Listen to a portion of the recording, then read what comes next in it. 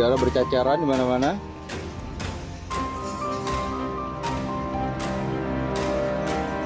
Itu handuk bekasnya. Coba dihapus tadinya, cuman Vena menolak.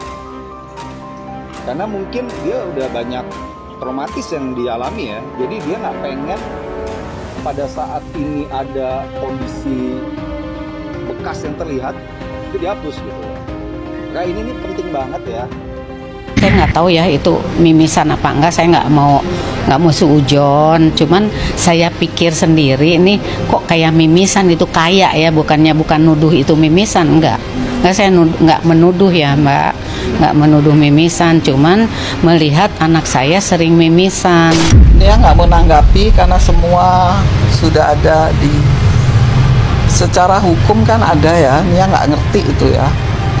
Cuman ya kalau yang sedih aja lihat itu. Tapi kan kita belum tentu juga loh kejadiannya, karena kan di kamar itu kan nggak ada saksi, gimana kita nggak tahu. Soalnya sampai gencar banget, benar-benar itu dari pengacaranya juga kan, kayaknya mungkin apa enggak sih, gitu. Sama Ferry kurang lebih 10 bulan. Selama 10 bulan, 6 bulan memang Ferry tidak pernah melakukan KDRT. Tapi di bulan November tanggal 17 saya ingat banget karena saya harus ada di Medan dalam rangka undangan sebagai influencer. Saya ingat tanggal itu karena habis itu saya harus foto. Jadi di situ saya ingat tanggalnya, kemarin saya baru ingat. Kalau untuk KDRT di luar dari rumah adalah di Medan itu. Di dalam kamar itu pagi-pagi seperti biasa ada keinginan yang tidak terpenuhi. Dan jam 9 saya harus sudah siap sebagai influencer untuk acara talk show. Habis itu saya bilang, saya harus siap-siap, saya harus mandi, harus breakfast, harus semua. Habis itu seperti biasa saya udah tahu kalau keinginannya nggak diturutin pasti ada masalah, dan benar. Akhirnya singkat cerita karena dia ngambek marah, akhirnya berantem lah. Kalau berantem verbal itu sering biasa rumah tangga. Tapi kalau tiba-tiba saya di titik seperti yang saya tadi sebutkan, di titik itu adalah mungkin Bang Roman udah pernah memperagakan waktu kita di Polda. Itu sakit sekali karena apa? Dia tuh pesilat, jadi tenaga dia tuh semua pasti tenaga yang luar biasa kerasnya, dan itu selalu mengenai tulang rusuk saya selalu sebelah kiri karena kan simpulnya dia tangannya kan di sini. Habis itu saya kalau udah kayak gini saya nggak bisa ngapa-ngapain kecuali kaki saya lemes, tangan saya lemes. Habis itu saya diangkat, didorong ke lantai. Waktu itu lantainya memang karpet, diangkat lagi, didorong lagi ke kursi, diangkat lagi, didorong lagi ke tempat tidur dan dibekap. Tapi memang gak ada yang bisa nolongin saya karena selalu digedein TV-nya. Jadi gak ada yang dengerin saya pada saat itu. Dan itu sampai 8:30 saya bilang, ini saya mau acara, gak apa-apa kita bikin malu aja. Kan kamu lagi gak pakai baju, saya juga gak pakai baju. Udah kita bikin viral aja. Kita bikin aja viral, kita mati berdua di sini. Di situ saya udah pasrah. Mungkin saya udah mati kali atau apa, saya nggak ngerti itu ancaman atau apa. Dan benar, akhirnya di 8:30 lebih 5 menit kalau nggak salah, baru dia bebasin saya, udah kamu make up. Habis itu saya make up untuk saya udah mandi. Tapi saya begitu acara jam 9 saya udah nggak ada suara, karena suara saya udah habis. Dari jam 6 sampai jam 8:30 lebih saya teriak-teriak. Itu yang pertama. Tapi saya nggak buat BAP, saya nggak buat visum. Kenapa? Karena jujur saya masih mencintai Ferry. Dan nggak mungkin baru sekali perbuatan saya langsung ingin mempolisikan, nggak mungkin. Tapi saya juga nggak berani cerita sama mama, papa, anak-anak, nggak berani. Karena saya tahu sekali saya cerita saya pasti disuruh selesai. Karena saya masih sayang dan dia selalu sujud-sujud minta ampun demi Allah, demi Rasulullah. Nena, Abi nggak akan ulang lagi. Abi minta maaf, Abi nggak akan ulang. Abi janji kalau Abi ulang lagi, Abi akan masuk neraka paling dalam atau apa, nggak tahu ya. Aku masih maafin, dan itu akan terjadi terus di rumah kita di Jalan Paso, di atas, di kamar kita yang ada CCTV. Makanya setiap kali dia meeting, aku udah bilang, Bi, aku nggak kuat, Bi, aku udah tua, udah 50 tahun, nanti tulang aku geser gimana? Enggak, nanti Abi pijetin. Aku memang nggak bisa buktiin karena memang gak ada lebam. Makanya waktu di visum bang. Aku ditanya, Bu, kalau di ini kok nggak ada birunya? Tapi memang di dalam matanya. Makanya waktu di mitra keluarga saya minta di ronsen kan, dan benar hasil ronsennya kan itu fracture tulang rusuk saya. Karena udah keseringan dan 3 bulan terakhir. Jadi untuk melaporkan suami yang paling kita cintai tentang KDRT fisik bukanlah hal yang mudah, teman-teman. Kenapa saya melakukan tanggal 8? Karena itu sudah qadarullah-nya. Allah bisa memperlihatkan bagaimana darah yang begitu banyak keluar tidak berhenti. Mau bilang apa lagi, Ferry? Kalau selama ini dia bilang mana buktinya? Kapan saya KDRT orang gak ada lengkap? Dan saya selalu diam, iya ya, gak ada buktinya. Kecuali saya siap cerai, kecuali saya memang siap untuk berpisah. Itulah perempuan. Saya sampai titik darah penghabisan. Saya masih tunggu gentleman dari seorang Ferry Irawan. Dari tanggal 8, seperti yang saya ceritakan tadi, dia tidak mengakui buat saya selesai. Nggak mungkin dong saya pertaruhkan kalau saya damai. Di saat itu saya masih pulang dari Kediri, satu mobil berdua aja, atau saya setempat tidur lagi. Bisa apa yang terjadi? Coba bisa bayangkan, pilihan saya adalah terus melaporkan ini kepada polisi karena itu jalur hukumnya. Saya tidak pernah curhat ke medsos. Oke. Yang pertama di Medan, betul ya. Yang kedua, ketiga, dan ke rumah kan saya sudah ceritakan. Oke. Di rumah saya. Di rumah, ya sudah terjawab. Jangan tanya lagi pulang-pulang lagi. Ya. Khusus itu dulu. Jadi udah dijawab kan itu dulu, ya.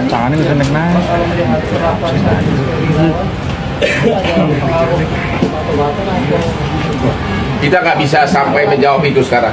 Yang penting hukum yang bicara, ada bukti ya ditahan udah. Pengaruh apa saya nggak tahu. Ya, yang lain? Yang memicu maksudnya Mbak Vena yang memicu itu apakah itu permasalahan kecil itu berat? Aku jongkok ya. Tadi bilang.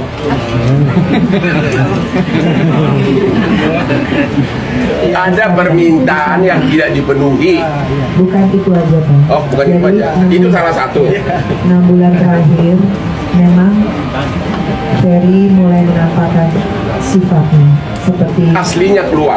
seperti kalau saya tidak menuruti bukan hanya masalah itu, misalkan masalah cemburu yang tidak mendasar, kedua masalah suudzon, kadang-kadang Ya udah. kadang-kadang kayak hal kecil yang sebetulnya tidak substansi untuk diperhitungkan, termasuk tanggal 8 itu adalah pada saat saya koordinasi dengan ketua DPD saya, itu dia marah. Atau misalkan saya bikin vlog dengan lawan jenis, itu marah. Artinya karena sudah Tidak boleh terlalu berdekatan, tidak bisa ketemu dengan orang ganteng kayak gua. tidak boleh telepon langsung yang bukan muhrim, lawan jenis itu nggak boleh, mesti dia koordinasi. Saya kan bilang, Abi, ini dapil saya, tidak mungkin koordinasi seperti itu saya limpahkan kepada suami. Itu jadi masalah hidup, masalah besar. Jadi sebetulnya itu bukan yang saya komit gitu, karena kan dia sudah tahu kalau saya ini pekerja, dan dari awal kita sama-sama dari nol. Jadi kalau soal finansial, saya tidak pernah menuntut Ferry apapun. Kalau ada rezeki berdua, alhamdulillah. Kalau tidak ada, saya siap untuk mengcover karena itu sudah jadi komitmen saya. Tapi yang saya masalahkan adalah KDRT fisik yang menyebabkan di tanggal 8 bagi saya tidak ada pilihan lain kecuali melapor. Itu aja. Jadi kalau sampai aib itu bukan aib. Karena sekali lagi kalau KDRT yang sifatnya penganiayaan, dan di sini sifatnya saya sudah bisa visum, artinya itu pidana. Kalau pidana itu bukan aib, itu pasti konsumsi publik. Karena dengan saya melapor kepada polisi, otomatis itu akan diakses oleh media. Dan sekali lagi, buat saya isu sudah qadarullah, sudah waktunya untuk menjadi seperti ini. Selesainya perkawinan saya dengan Ferry. Sekali lagi untuk cerai, alhamdulillah draftnya sudah selesai. Kemudian tinggal saya pelajari, insya Allah dalam waktu dekat saya tetap akan mengajar. Berita terbaru hari ini, Ibunda Vena Melinda angkat bicara terkait isu besannya Haryati. mengaku tak dibukakan pintu saat hendak menemui putrinya. Kasus dugaan kekerasan dalam rumah tangga yang dialami Pena Melinda tampaknya membawa dampak kepada keluarga sang suami, Peri Irawan. Saat ibu mertua Pena, Haryati, datang ke kediamannya, Ibunda Peri Irawan tak dibukakan pintu. Sebagai mertua, Haryati mengaku kecewa dengan sikap Pena Melinda kepadanya. Ia juga merasa tak dihargai sebagai orang tua. Kehebohan Ibunda Peri Irawan tak dibukakan pintu oleh Pena Melinda juga sudah didengar oleh Made Ayu Rahmawati. Ibunda Pena Melinda itu pun ikut buka suara, seperti bisa disimak melalui kanal YouTube Cumi Cumi Selasa 31 Januari 2023. Kalau itu mungkin penanya kan lagi nggak ada, mungkin. Terus mungkin masih ada ketakutan. Ya, maklum saja ya, ungkap Ibunda Pena Melinda. Ibunda Pena Melinda juga menuturkan bahwa saat mendengar tudingan yang dialamatkan oleh besannya kepada putrinya, ia merasa sangat terkejut. Enggak bisa dibayangkan. Hancurnya kayak apa? Enggak bisa dibayangkan. Eyangnya sudah enggak bisa bicara sama sekali. Eyang pikir sok mau bicara apa lagi. Lanjutnya, untuk saat ini, Made Ayu Rahmawati tak mau menanggapi kehebohan kabar seputar tudingan dari besannya alias Ibunda Peri Irawan. Ia hanya ingin berfokus kepada putrinya. Jadi maksud Eyang itu, sudahlah, kita fokus sama Pena saja. Apalagi Pena di rumah sakit di Kediri, jauh banget kejadiannya. Pena sendiri mau apalagi sekarang, semuanya kan sudah terjadi, sambungnya.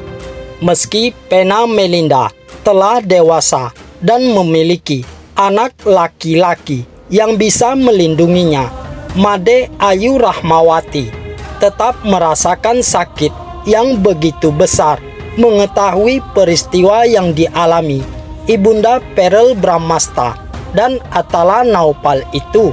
Saya lebih sakit. Saya sebagai ibunya lebih sakit karena anak saya perempuan. Saya harus selamatkan anak saya. Biar aja. Yang penting selalu bilang Pena harus cepat sehat. Semangat lagi. Yang lalu udah selesai, tegasnya.